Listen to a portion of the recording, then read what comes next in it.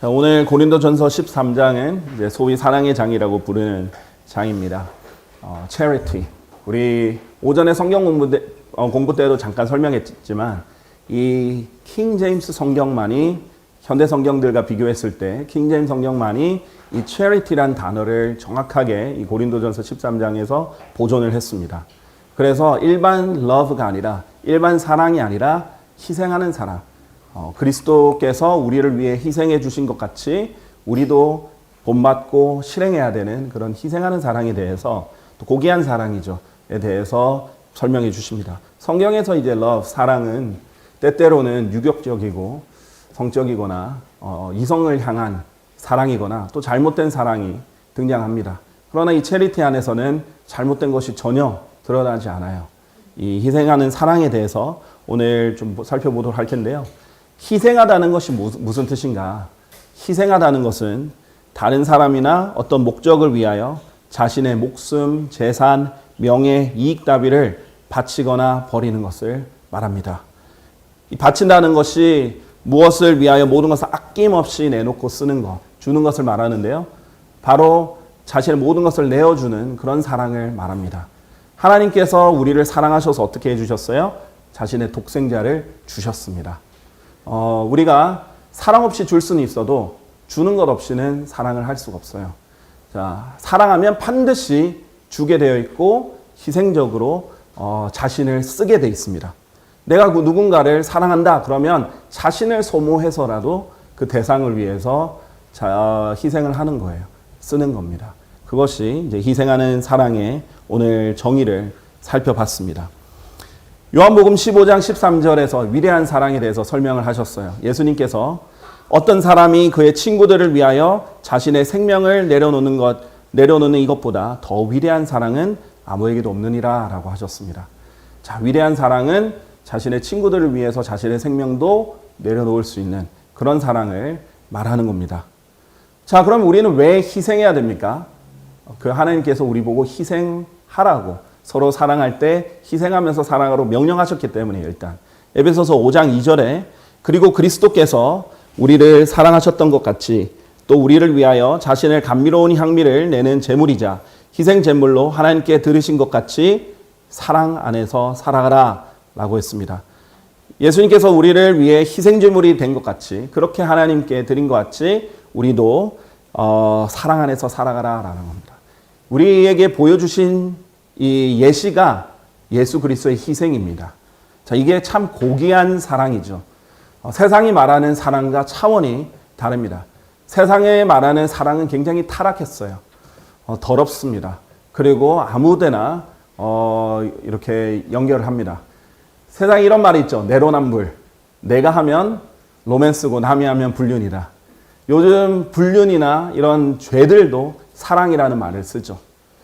심지어는 동성 간에 하나님께서 결코 허락하시지 않고 금하신 동성 간의 결혼이나 이런 성적인 행동을 사랑이라는 이름으로 포장을 합니다.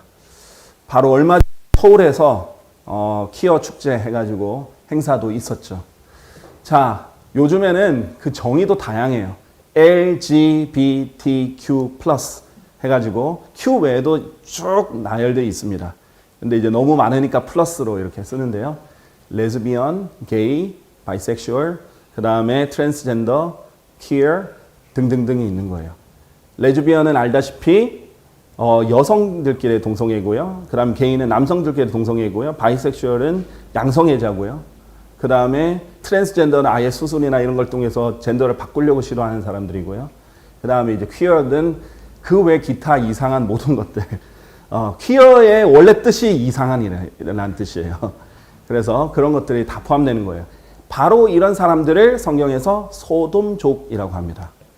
네, 남색자만 되면 그냥 게이밖에 안 되죠.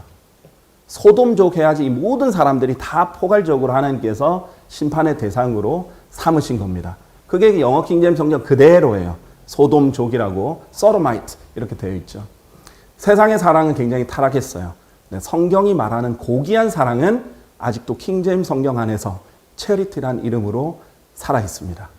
우리는 이 고귀한 사랑을 해야 됩니다. 세상은 계속 이 사랑을 더럽히고 있고 또 더럽힐 거예요. 우리에게 이 고귀한 사랑이 있어야 됩니다.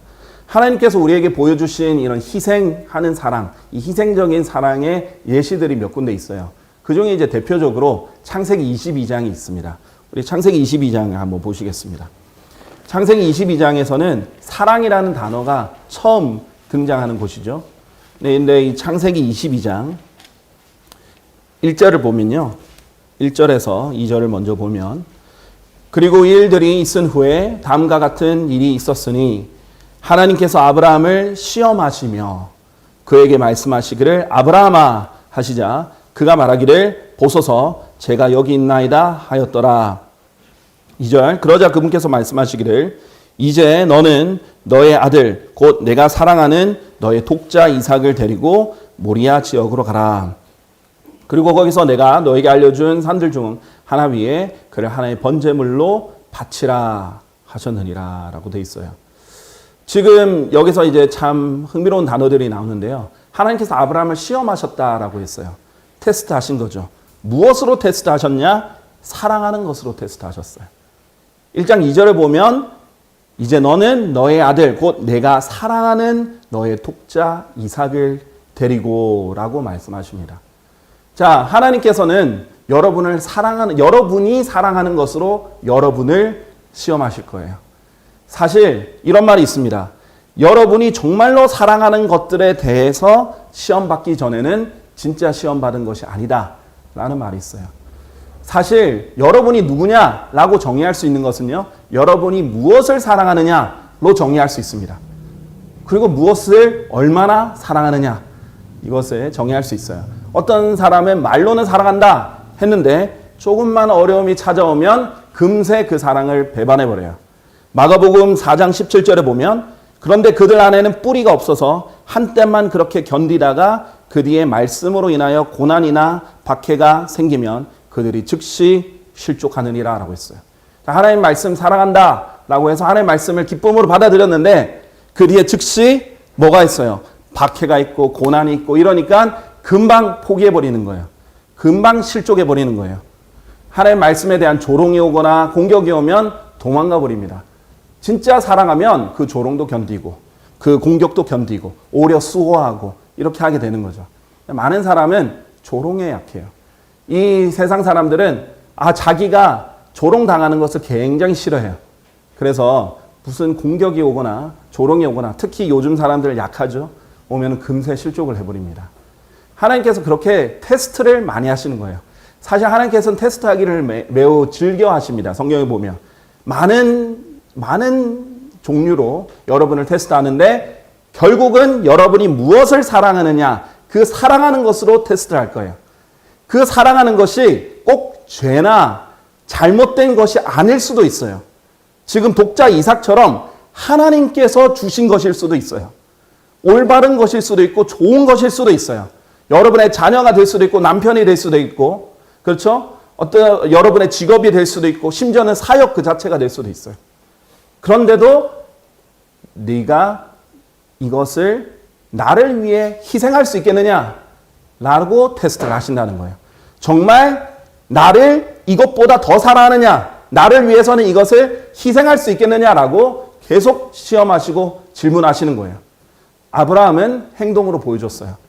네, 제가 정말 사랑하는 나의 하나밖에 없는 아들 이삭을 주님께 드리겠습니다. 지금 어떤 항의도 없어요. 불평도 없어요. 성경에서 아브라함이 불평했다라고 말하지도 않아요. 바로 3절에 보면 그리하여 아브라함은 아침에 일찍 일어났으니 라고 그랬어요. 바로 아침에 일찍 일어나서 즉각 행동에 옮깁니다. 이것이 정말 하나님을 사랑한다라는 것의 증명이죠. 자, 그런데 여러분이 종종 보면 한 번, 두 번은 잘할 수 있어요. 하루 이틀은 잘할 수 있는데 보통 작심삼일이라고 하죠. 3일을 넘기가 힘듭니다. 그만큼 3일째가 굉장히 고비일 때가 많아요. 성경적으로도 그래요. 자, 보세요. 3절에도 아브라함은 아침에 일찍 일어났으니 그의 나귀의 안장을 얻고 그와 함께 한 자기 청년들 중 2명과 자기 아들인 이삭을 데리고 번제물을 사용할 장작을 쪼갰으며 일어나 하나님께서 자신에게 알려주셨던 장소로 갔더라. 4절, 그때 셋째 날에 아브라함이 자신의 두 눈을 들어올려 멀리 떨어져 있는 그 장소를 바라보았더라 라고 했어요. 지금 여기에 자세히 적혀 있지 않지만 벌써 3일이라는 시간이 흐른 겁니다. 하나님께서 명령하신 지 3일의 시간이 지났습니다. 자, 그동안 이제 아브라함의 마음은 어땠을까요? 사탄은 어떻게 했을까요? 우리 욥기를 보면 사탄이 어떻게 행동하는지 알잖아요. 사탄도 욥을 굉장히 주시해서 봤어요. 그렇죠? 욥이 하나님을 잘 섬기니까 어떻게든 넘어뜨리려고 했어요. 근데 하나님께서 사탄이 치는 것을 허락하셨어요. 욥도 자신이 사랑하는 것에 대해서 시험을 받았어요. 욥이 지녔던 모든 것들을 한순간에 다 사라지게 하셨습니다. 심지어 자신의 10명의 자식들. 자, 상상이 안 되죠? 자식이 10명 있는데 10명을 하루아침에 다 잃는다는 것 상상이 안 되죠. 그 10명의 자식들까지 다 뺏었는데도 하나님께 불평안하고 하나님께 경배할 수 있는가를 테스트했는데 욥은 통과했어요. 그 뒤에 자신의 건강까지 나빠져서 저 온몸에 종기가 나고 힘이 들고 그랬는데도 불구하고 입술로 죄를 짓지 않았습니다. 이게 욥의 이제 대단한 점이죠. 하나님께서는 이런 사랑을 점검하시기 위해서 때때로 고난을 허락하세요. 자, 여러분에게 묻겠습니다. 여러분이 사랑하는 것이 무엇이 있습니까? 여러분의 친구 사랑할 수도 있고요. 그렇죠? 여러분의 가족 사랑할 수도 있고, 여러분의 집을 사랑할 수도 있고, 직장을 사랑할 수도 있고, 다양한 걸 사랑할 텐데, 하나님께서 그것을 나보다 더 사랑하지 않도록, 그것보다 나를 더 사랑하는지 알기 위해서 희생할 수 있느냐라고 물을 때, 여러분이 네라고 대답하실 수 있는지 하나님은 원하세요. 그 대답을 원하시고, 대답뿐만 아니라 실행하는 것을 원하세요. 자, 아브라함은 실행에 옮겼습니다. 3일 동안 마귀가 계속 공격하고 시험했을 거예요. 유혹했을 겁니다. 그냥 돌아가. 무슨 소리야. 하나님은 그런 말 할 리가 없잖아. 계속 돌아가라고. 제가 생각했을 때 아브라함은 잠을 잘 못 잤을 것 같은데요. 3일 내내 밤잠을 설쳤을 것 같아요. 물론 안 적혀 있습니다. 그냥 셋째 날 3일이 지났다는 것만 알아요. 네, 일반적으로 아브라함이 잠을 잘 잤을 리가 없을 것 같아요. 자신이 사랑하는 독자 이삭을 드려야 되는데 그렇죠? 그런데도 아브라함은 계속 하루, 이틀, 3일이 지나도 꿋꿋이 계속 걸어가서 그것을 바치러 갑니다. 실제로 이제 로마 제국 시대 때 그렇다고 하잖아요. 그리스도인들 모아놓고 자, 기회를 주겠다. 예수님을 부인하면 주라고 하지 않고 나 카이사르가 주라고 고백만 하면 내가 풀어주겠다. 살려주겠다. 처음에는 대부분 저는 절대 예수님 거부하지 않겠습니다 해요. 근데 보통 교묘하게 3번을 묻습니다. 정말? 정말? 한 번 더 물을게. 정말 부인 안 할래? 마지막이다. 정말 부인 안 할래? 라고 했을 때 흔들리는 사람, 3번째 흔들리는 사람이 많았다라고 해요. 아브라함은 다행히도 3일을 잘 견디고 하나님께서 명령하신 그 장소에 도착했습니다. 자, 이 아브라함이 자기 아들을 희생하려고 했던 것이 히브리서에 보면 바로 아버지 하나님께서 자기 아들 하나님인 예수 그리스도를 바치는 것, 우리를 위해서 희생을 하게 한 것, 그것의 예표라고 했어요. 히브리서 11장 17절에 보면 믿음으로 아브라함은 그가 시련을 받았을 때 이삭을 바쳤느니라. 실제로 죽이진 않았는데 하나님 입장에서 이미 바친 거예요. 하나님 막지만 않았으면 이미 내려친 거니까. 그리하여 그 약속들을 받은 자가 자신의 독생자를 바친 것이라 라고 했어요. 독생자란 표현은 아브라함과 예수 그리스도 단 2명에게만 쓰인 표현입니다. 정말 사랑하는지 하나님께서 테스트를 했는데 통과를 했죠. 그래서 이걸 통해서 많은 것을 배울 수 있습니다. 우리 5절에 보면요. 그러고는 아브라함이 자기 청년들에게 말하기를 너희는 아기와 함께 여기에 거하라. 그리하면 나와 소년은 저쪽에 가서 경배를 드린 다음에 너희에게 돌아오겠노라 라고 했어요. 자, 경배라는 단어도 여기서 등장을 해요. 경배는 정말 하나님을 최우선순위로 잡는 것이고요. 말은 경배라고 하면서 하나님을 다른 신들보다 나의 돈신과 나의 어떤 다른 신들보다 더 나중으로 미루면 경배가 될 수 없겠죠. 하나님 최우선으로 두는 거고요. 그리고 하나님께 경배할 때는 항상 희생이 따릅니다. 구약에서는 정말 동물을 희생시켰어요. 그렇죠? 신약에서는 직접 동물을 안 잡더라도 어떤 형태의 희생이 포함되는 거예요. 자, 영어로 예배는요, service예요. 섬김이라는 단어입니다. 우리는 여기에 섬기러 모인 겁니다. 네. 우리를 희생해서 다른 사람들을 섬기고 하나님을 섬기려고 모인 거예요. 자, 그래서 우리가 경배를 제대로, 우리가 개인적으로도 드릴 수 있지만 모여서 함께 드리는 경배를 예배라고 하는 거죠. 자, 6절에 보시면요. 그런 다음에 아브라함은 번제물에 사용할 장작을 취하여 그것을 자기 아들 이삭 위에 지었더라. 자, 자기 아들 위에 나무를 직접 지우는 것. 아버지의 심정이 어떻겠습니까?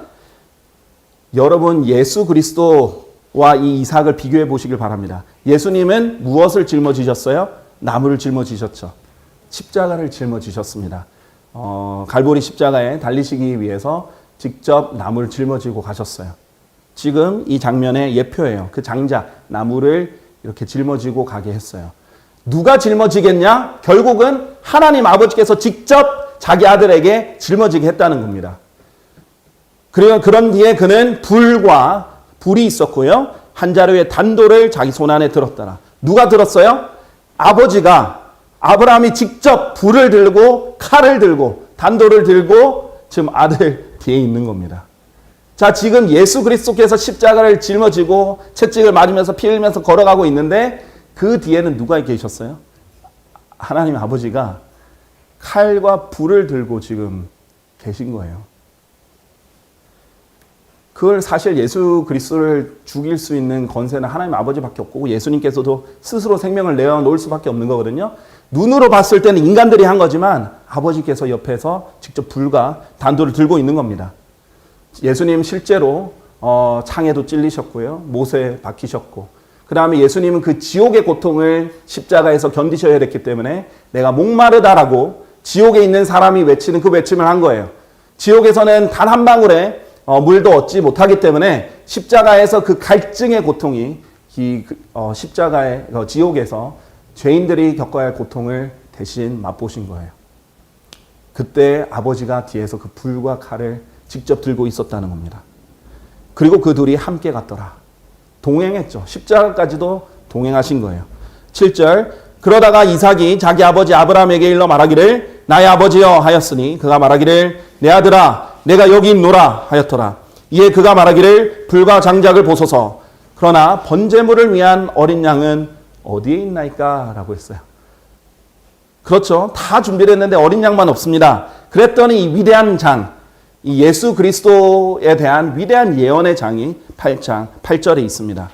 그러자 아브라함이 말하기를 내 아들아 하나님께서 자신을 번제물을 위한 어린 양으로 마련할 것이라 이렇게 말했어요. God will provide himself a lamb. 자신을 어린 양으로 마련하실 것이다 라고 했어요. 실제로 그렇게 하셨습니다. 자, 이 뒤에 나중에 순양이 나와요. 이 순양은 어린 양이 아닙니다. 램입니다. 램이 아니고요. 순양이 나오는데 하나님께서 마련하신 건 이 순양이 아니라 어린 양을 마련하신다고 했어요. 자, 그리고 성경적으로 이 순양이 아닙니다. 어린 양이에요. 자, 그런데 누구를? 자신을 어린 양으로 마련하신다고 했어요. 그래서 약 1500년이 1800년 정도가 지난 신약에서 예수님께서 지나가실 때 침례자 요한이 세상 죄를 제거하는 하나님의 어린 양을 보라라고 했어요. 그때 그 예수님이 하나님이십니다. 자신을 어린 양으로 마련하신다 했고 예수님이 하나님이 인간으로 오셔서 어린 양이 되어 오신 거예요. 자, 이 위대한 장이 이 아브라함을 통해서 이 아브라함의 헌신적인 희생적인 사랑을 통해서 예언이 되었습니다. 9절에 그리고 그들이 하나님께서 그에게 알려주신 곳에 도착하였더라. 그러자 아브라함이 거기서 한 제단을 쌓고 가지런히 장작을 올렸으니 자기 아들 이삭을 결박하고 그를 제단 위에 있는 장작 위에 올려놓았더라. 근데 이삭이, 아브라함은 100살도 훌쩍 넘은 사람입니다. 근데 이삭은 청소년이에요. 지금 이제 10몇 살 됐어요. 한참 힘이 있을 때입니다. 원하면 얼마든지 결박할 때부터 도망갈 수도 있었고, 달리면 아브라함이 100살이 넘었는데 잡을 수 있겠습니까? 뭐 중고등학생 정도 되는 그런 애가 달리면은 100살이 넘는 할아버지는 못 잡죠. 그런데 이삭은 그 아버지의 말을 믿고 직접 묶여서 이렇게 순종한 겁니다. 예수님께서도 직접 순종하신 거예요. 피하실 수도 있었고 도망가실 수도 있었지만 그러지 않고 순종하셨고요. 그리고 결국 거기에 결박당했습니다. 자, 그러고 나서 10절 아브라함이 자기 손을 뻗어서 자기 아들을 살해하려고 그 단도를 잡았더라. 자, 잡아서 이제 내려치려고 하니까 11절 그런데 주의 천사가 하늘에서 그를 불러 말하기를 아브라함아 아브라함아 하였으니 그가 말하기를 제가 여기 있나이다 하였더라. 아브라함은 이미 죽인 거예요. 아브라함은 이미 자기 아들을 희생한 겁니다. 자기가 사랑하는 독자 이삭을 하나님께 이미 희생해서 드렸습니다. 그런데 주의 천사가 막아줬고 그것을 이미 받으신 겁니다. 하나님은. 12절에 그러자 그가 말하기를 그 소년에게 너의 손을 대지 말고 너는 그에게 아무것도 하지 말라. 이는 내가 너의 아들 곧 너의 독자를 내게서 아껴두지 아니하였으므로 내가 하나님을 두려워하는 것을 이제 내가 알기 때문이라 라고 했어요. 하나님을 두려워하는 것과 하나님을 사랑하는 것 분리가 되어 있는 게 아닙니다. 하나님을 두려워하는 것, 하나님 사랑은 함께 가야 돼요. 우리가 정말 좋은 아버지가 있다면 우리가 그 아버지를 존경하고 두려워함과 동시에 사랑하죠. 하나님을 두려워하는 것과 사랑하는 것은 함께 가야 돼요. 그래서 정말 이 사람이 어떤 사람인가 알기 위해서는 이 사람이 무엇을 두려워하는가 또는 무엇을 사랑하는가를 보면 알 수 있어요. 사람은 자기가 두려워하는 것은 도망가게 돼 있어요. 피하게 돼 있습니다. 자기가 사랑하는 것은 하게 돼 있어요. 결국 그것이 그 사람이 어떤 사람인지를 보여주는 겁니다. 쾌락을 사랑하고 다른 사람의 비방을 두려워하는 사람은 도망 다니게 돼 있어요. 하나님을 섬길 수가 없습니다. 세상으로 가게 돼 있어요. 그런데 하나님을 사랑하고 하나님만 두려워하는 사람은 세상 사람이 뭐라고 해도 하나님 일을 할 수 있습니다. 자, 이 아브라함이 자기의 아들 독자까지도 아껴두지 아니하였다라고 하셨어요. 하나님도 그러셨습니다. 로마서 8장 32절에 이렇게 말씀하셨어요. 자기 자신의 아들을 아껴두지 아니하시고 오히려 우리 모두를 위하여 그분을 넘겨주신 분께서 어찌 친히 그 아들과 함께 또한 모든 것들을 우리에게 값없이 주지 아니하시겠느냐라고 했어요. 자, 이 기도를 할 때 우리가 붙잡을 수 있는 약속이에요.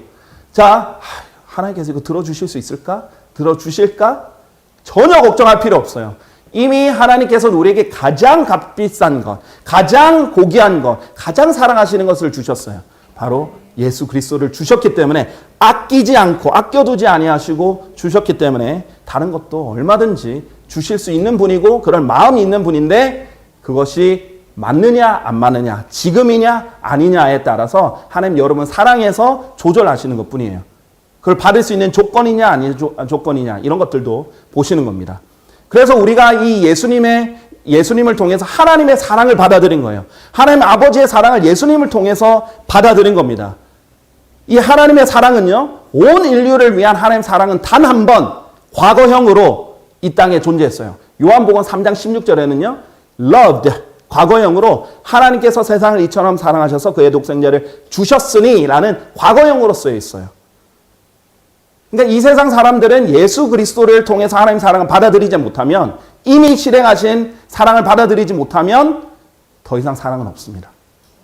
하나님의 진노가 그 사람 위에 거한다라고 하셨어요.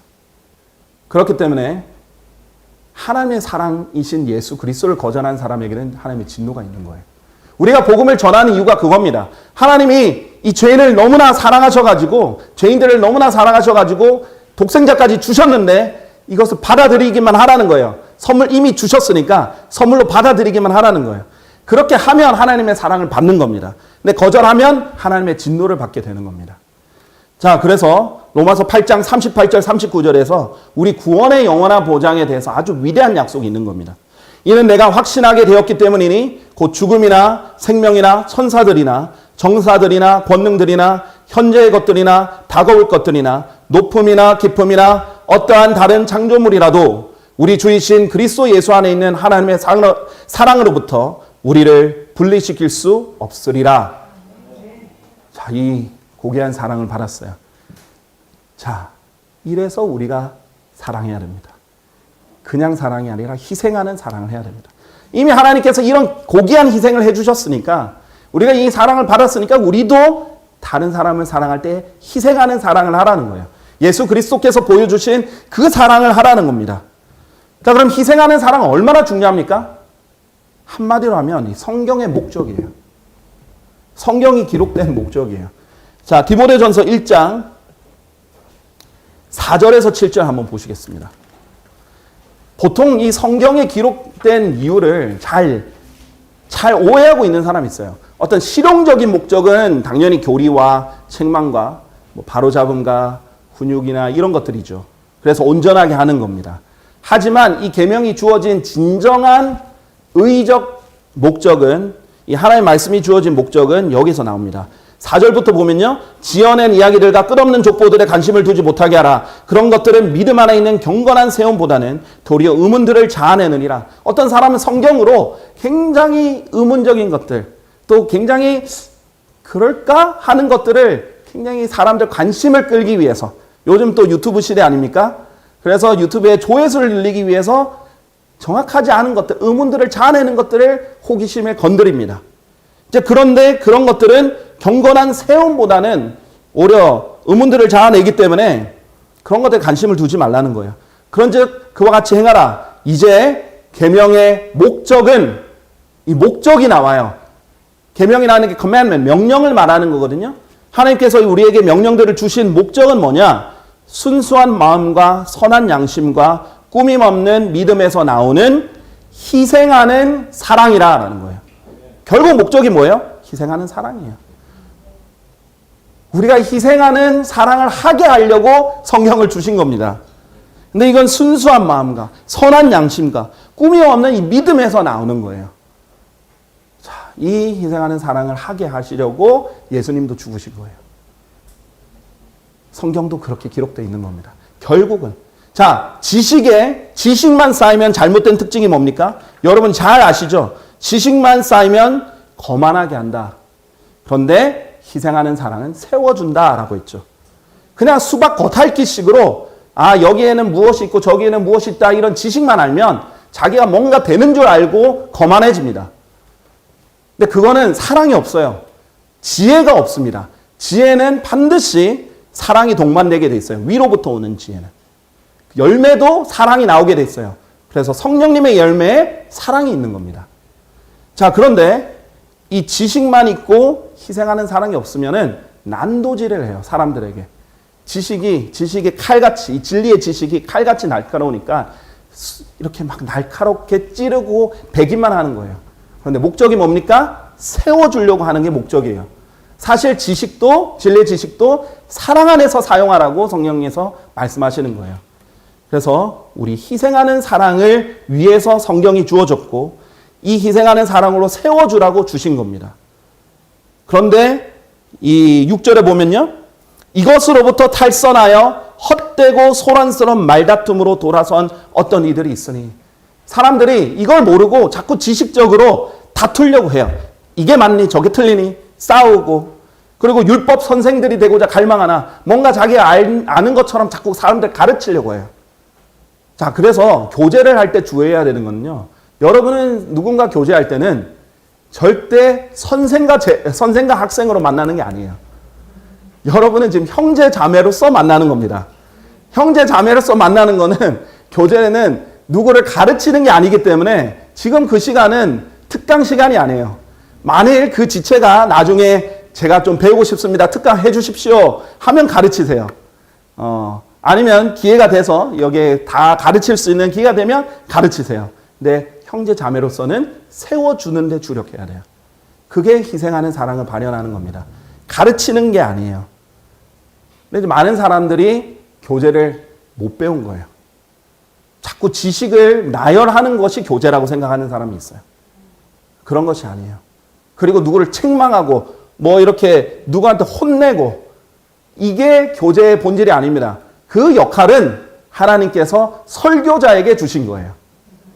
저는 여기서 여러분에게 회개하라 이렇게 외칠 수 있습니다. 제가 해야 되는 일입니다.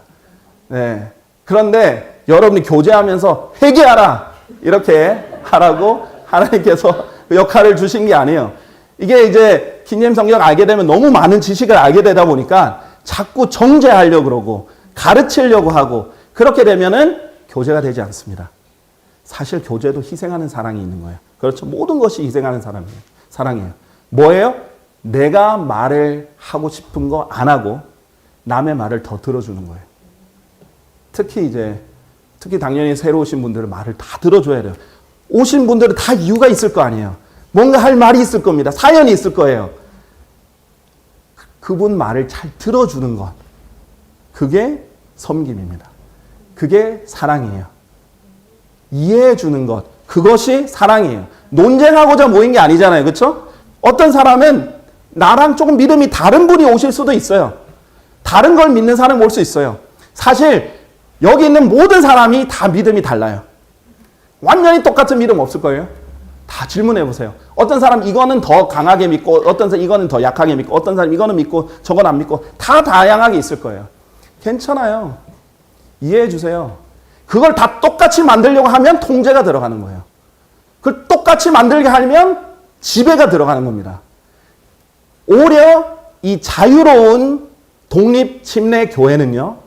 다양한 사람들이 다양하게 생각하는 게 정상입니다. 이제 제가 인내를 가지고 천천히 하나의 생각을 가질 수 있도록 이제 지식을 가르칠 거잖아요. 그건 제 역할이에요. 그러면 여러분들이 이제 하나씩 성경을 납득해 가면서 우리가 하나의 생각을 가지게 되는 거예요. 그렇죠? 점점 그쪽으로 인도를 하면 되죠. 그런데 처음 오는 사람들은 특히 또 외부에서 오는 사람들 또 여기 계신 분들도 서로 다른 생각이 있는데 그것을 강요하거나 정죄하는 것이 교제의 역할이 아닙니다. 얼마든지 다양한 사람이 올 수 있어요. 우리 사랑하고 섬겨주고 이해해줘야 돼요. 희생하는 사랑에는 이해해주는 게 필요합니다. 사랑의 정의 중에 하나죠. 자, 뿐만 아니라 저는 그리고 우리 성도들은 지금 너무 잘하고 있어요. 만약에 누군가 여기에 개역 성경을 가져와도 환영합니다 할 거예요. 이해해주면 되죠. 몰라서 그냥 주변에 여기 이웃 중에 오시는 분들도 있잖아요. 그렇죠? 개역 성경 가져왔어요. 저희가 막 마귀야 물러가라. 이렇게 하면 안 되죠. 그래 몰라서 가져오신 거죠. 그분은 그 성경이라 가져오셨으니까 그럼요. 이해해주고 환영하고 교제해주고 인내해주고 하나씩 그분이 알아야죠. 도와줘야죠. 그렇죠? 그런데 우리가 막 처음부터 막 주입식으로 막 이렇게 해버리면 그 사람 놀래가지고 도망가겠죠. 이해를 해주고 한 단계씩 눈높이에 맞춰주는 것이 희생이에요. 자기 그냥 기준으로 이렇게 해버리는 게 아니라 눈높이에 맞춰서 이해해주고 그렇게 해서 사람들이 변해가야죠. 우리 교회는요 흡력력을 가져와도 뭐 한글 킹제임스 성경을 가져와도 근본력을 가져오든 어떤 성경을 가져오든 우리는 쫓아내지 않습니다. 이것만 써! 하지 않아요. 그럴 필요가 없죠. 왜? 자신이 있잖아요. 직접 가져와서 한번 비교해 보시라는 거죠. 그렇죠? 괜찮습니다. 얼마든지 10주 동안 흠정력만 가져오셔도 돼요. 네, 괜찮습니다. 정죄 안 해요. 이해할 수 있습니다. 계속 있다 보면 배우시는 게 있겠죠. 이해하는 부분이 있겠죠. 뭐 그렇게 했는데도 안 맞으면 우리가 강요하지 않습니다. 그럼 이제 본인의 선택을 하는 거죠. 자, 그렇게 되어야 돼요. 근데 이제 어떤 교회들은 표준 킹제임스 성경 쓴다고 출애당한 교회가 있어요. 제가 이름은 말은 하진 않겠지만은 여기 이제 수요 기도에 나오시는 분께서 알려주셨어요. 제가 그 공고문도 받았습니다. 표준 킹제임스 성경을 쓴다는 이유로 출애를 당했습니다. 자, 왜 그렇습니까? 불안해서 그래요. 그렇게 강하게 나갈수록 사실 속은 약한 거예요. 불안한 거예요. 두려운 겁니다. 너무나 자신이 있으면, 너무나 좋으면 가져오라 이거예요. 직접 비교해 보시라 이거죠. 여유 있게 한번 살펴보시라고. 정말 자기가 가진 이 성경이 너무 좋으면 비교해 보시라고. 얼마든지 오픈을 할 수 있습니다. 근데 그것이 없으니까 속이 좁아지는 거예요. 두려운 거고 그 다음에 그런 극단적인 일들을 하게 되는 겁니다. 자, 얼마든지 우리는 희생하는 사랑이 있는 사람은요, 먼저 하나님과의 교제가 있습니다. 거기서 충전을 해야 우리가 남을 섬길 수 있죠. 그렇죠? 하나님과 교제가 있고 이렇게 사랑이 충전이 돼야 사랑을 할 수 있죠. 안 그러면 그것도 방전이 됩니다. 자, 그런 사람이 뭐가 두려워요? 그렇죠? 누가 칼을 이렇게 들이대도 우리가 뭐 두려울 게 없잖아요. 그렇죠? 우리가 하나님과의 관계에서 올바르고 있고 하나님이 알려주신 대로 우리 하고 있으면 상관없습니다. 그렇죠? 자, 그런 여유를 여러분이 가지셔야 돼요. 그 여유는 하나님과의 교제에서 나오는 겁니다. 자, 베드로후서 1장 5절에서 7절 한번 보실까요? 베드로후서 1장 5절에서 7절은요. 우리의 그리스도인들이 모두 기억해야 될 성장 단계가 나옵니다. 베드로후서 1장 5절에서 7절이에요. 베드로후서 1장 5절에서 7절 보면요. 우리가 어떻게 성장해야 되는지 성장의 순서와 단계가 나옵니다. 제일 처음이 뭡니까? 믿음이에요. 그렇죠? 우리가 구원을 받았으니까 믿음이 있는 거죠. 이 믿음에서 시작을 합니다. 근데 이뿐만 아니라 열심을 다하여 너희의 믿음에 무엇을 더하라고 돼 있죠? 덕을 더하라고 돼 있죠. 지금 덕에 지식을 더하라가 나오면서 지식보다 덕이 먼저라고 돼 있는 거예요. 자, 여러분이 구원을 받았으면 전천년주의, 후천년주의, 무천년주의, 환란 전 휴거, 환란 후 휴거보다 더 먼저 배워야 되는 게 뭐냐? 더 먼저 더해야 되는 게 뭡니까? 바로 여러분의 덕이에요. 덕을 더해야 되는 겁니다. 자, 덕이 무슨 말입니까? 도덕적으로 또는 윤리적으로 이상을 실현해 나가는 인격적 능력입니다. 인격적이어야 돼요, 먼저. 인격을 갖춰야 돼요. 그게 가장 먼저예요. 근데 그 인격을 갖추기 전에 지식으로 교만해지고 거만해지면 이 지식의 칼을 난도질하면서 쓰게 되는 겁니다. 가장 먼저 갖춰야 되는 것은 도덕적인 그런 인격적 능력입니다. 그리고 공정하고 남을 넓게 이해하고 받아들이는 마음과 행동을 덕이라고 해요. 잘 이해해 줄 수 있죠. 여러분 생각해 보세요. 개구리 올챙이적 생각 못 한다고. 여러분 처음부터 태어날 때부터 킹 제임스 하고 태어났습니까? 그렇게 안 했잖아요. 저도 구원을 개역 성경으로 받았고, 그렇죠? 그런데 그런 걸 모르고 자기는 이렇게 여러 가지 우여곡절과 하나님의 은혜로 이렇게 배웠는데 남을 못 기다려주고 이해 못하고 정리하면 안 되겠죠. 그래서 그런 덕이 먼저 있어야 돼요. 그런 덕 위에 지식이고요. 그런 지식에 절제를 더하고 절제에 인내를 더하고 인내에 경건을 더하고 경건에 형제다운 친절을 더하고 brotherly kindness 친절을 더하고 그다음에 희생하는 사랑을 더하라 했어요. 근데 이게 마무리예요. 마지막 단계예요. 여러분이 성장해야 되는 궁극적인 단계가 뭐냐면 희생하는 사랑이에요. 여러분이 정말 성숙했다. 무엇으로 알 수 있습니까? 얼마나 희생하느냐. 그걸로 알 수 있어요. 제게 이제 어떤 분이 물으셨어요.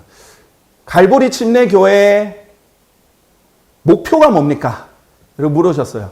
아주 근본적인 질문을 하셨어요. 그래서 제가 크게 두 가지를, 여러 가지를 얘기했지만 크게 두 가지를 얘기했어요. 다른 것들도 많이 있는데 우리 교회만을 생각했을 때 크게 두 가지를 얘기했습니다. 하나는 우리 성도님들이 성숙한 그리스도인이 되는 것이 제 목회의 목표입니다. 라고 했어요.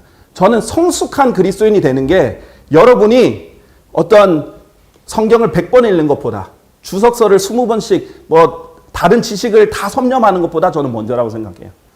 제 목회의 목표는 여러분이 성숙하게 되는 거예요. 자, 두 번째 목표는 뭐냐? 주일학교. 주일학교가 우리 어린아이들이, 청소년들이 하나님의 말씀을 너무 재밌어 했으면 좋겠다. 저는 그게 이제 목표예요. 자, 어린 학생들일수록, 나이가 젊으면 젊을수록 재밌는 걸 좋아하죠. 그렇죠? 너무나 재밌는 걸 좋아하는데 세상엔 재밌는 게 너무나 많아요. 자, 그런데 하나님의 말씀은 재미없다고 생각해요. 근데 그건 아니에요. 하나님의 말씀 너무너무 재밌어요. 진짜 잘만 배우게 되고 또 그것을 잘 이렇게 공감하게 되고 사용하게 되면 정말 재밌어요. 우리 체리티가 제일 좋아하는 게 요셉 이야기랑 에스더. 너무 공주가 되고 싶어가지고 잘 믿는 여자 중에 왕비인 이렇게 왕관을 쓰고 있는 에스더를 너무 좋아하는데 그 얘기는 또 해달라 그래요. 그리고 이제 어린이 성경 동화 듣다 보면은 그거 나오면은 요셉 나왔어요. 요셉 이렇게 하면서 해요. 그리고 이제 복음 전하는 거 얼마나 이제 훈련을 했던지 기도를 이제 식당 가서 기도하자 그러면 체리가 하면 복음을 막 얘기할 때가 있어요. 그래서 일부러 다른 사람 들으라고. 그리고 전도지 할 때 막 엄청 적극적으로 전하고. 절대 저희 딸 자랑하는 게 아니에요. 이게 잘못 들리면 이렇게 그렇게 들릴 수 있겠구나. 제가 말하면서 내가 예시를 들려고 했는데 딸 자랑이 될 수 있겠구나. 죄송합니다 하나님. 제가 왜 그러냐면 어린아이도 재밌어 할 수 있다. 이스라엘에 가면요 전통이 있습니다. 학교에 입학했을 때 히브리 알파벳 있죠. 성경에 있는 기록된 그 알파벳이죠. 그 알파벳을 쿠키로 만들어서 꿀을 듬뿍 찍어서 나눠줍니다. 먹으면서 배움은 이렇게 달콤한 거란다 라는 것을 체험적으로 배우게 해요. 저는 그런 주일학교가 되는 것이 제 꿈이고, 이제 우리가 공간도 생겼고 주일학교 교사들도 많이 필요할 거라고 생각합니다.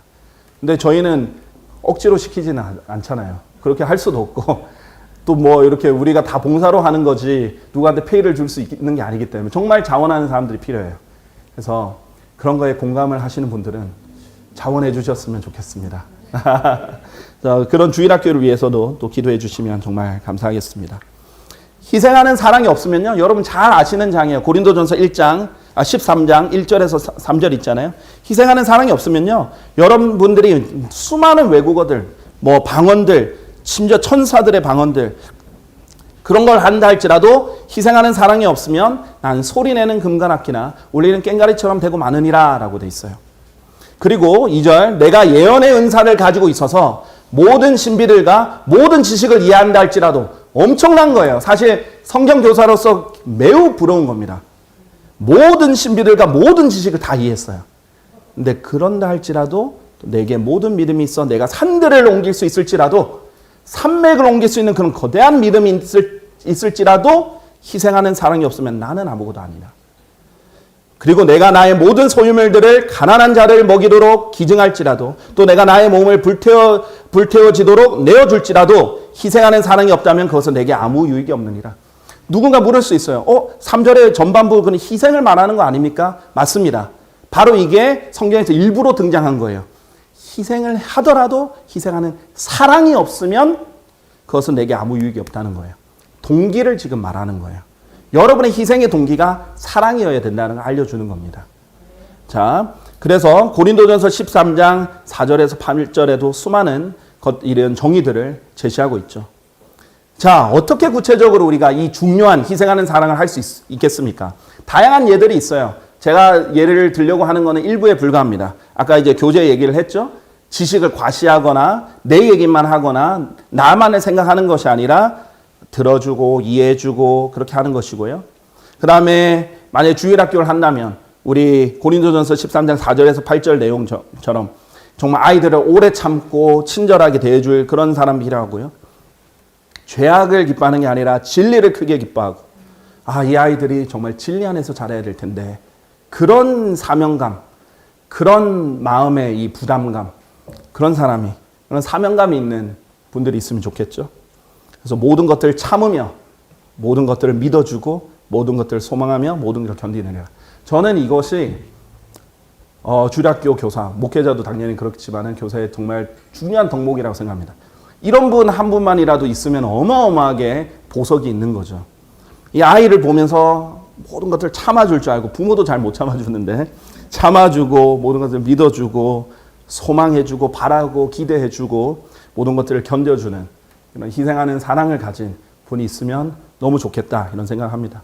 여러분은 앞으로 이기적이면 안 돼요. 그리스도인이 성숙했다는 건 뭐냐면 이기적이지 않다는 겁니다. 육신적이라는 건 뭐냐? 이기적이라는 거예요. 기도도 내 기도만 하고 내 가족 기도만 하면 이기적인 거예요. 여러분의 관점은 나나나 이것이 아니라 그리스도의 몸을 봐야 돼요. 정말 그리스도의 몸의 관점에서 내가 하나님의 영광을 위해서 할 수 있는 게 뭘까?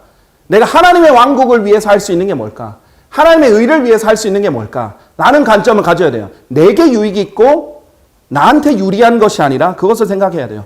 근데 너무나 많은 사람들이 그리스도인들이라고 하면서 자기 이익을 먼저 생각해요. 그래서 이 체리티, 이 희생하는 사랑의 조건 중에 하나가 뭐예요? 자신의 것을 구하지 않는 거예요. 이기적이지 않는 거예요. 저는 그렇게 생각합니다. 지금 제가 하는 목표가, 하는 일의 목표가 뭐냐면요.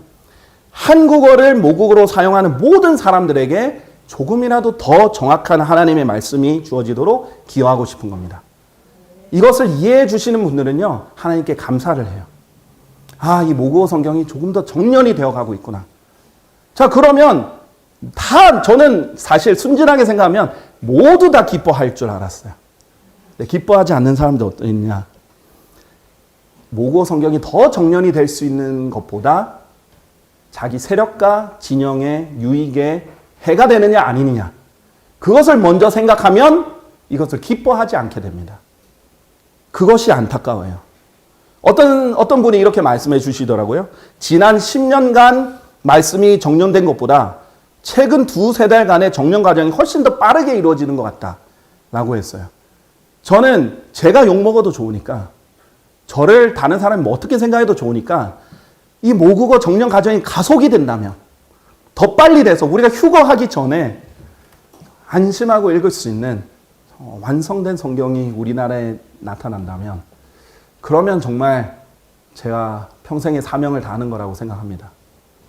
정말 이제 표준으로 하나가 주어져 가지고 더 이상 혼란이 없이 이렇게 완성된 성경을 보는 것, 그것이 제가 하나님께 저를 희생해서 드릴 수 있는 제 섬김이라고 생각해요. 그렇게 정말 되길 바라요. 그러면 전 세계에서 킹제임스 성경 다음에 유일한 성경이 되는 겁니다. 지금 전 세계에 아직 그런 성경이 없는 거예요. 모국어 성경들은 있는데 100% 킹제임스 성경에 비교해 봐서 완성된 성경은 아직도 없어요. 스페인어 성경도 독일어 성경도 없습니다. 근데 그거를 각 나라에서 하고 있어요. 근데 너무나 놀라운 것은요, 정말 한국 사람 대단한 것 같아요. 한국만큼 이렇게 킹제임스 성경에 대해서 많은 정년 과정이 이루어지는 나라가 없는 것 같아요. 제가 직접 본 결과. 그만큼 하나님께서 지금 살아서 그 당시에 영국에서 이루어졌던 일들을 지금도 하고 있는 거예요.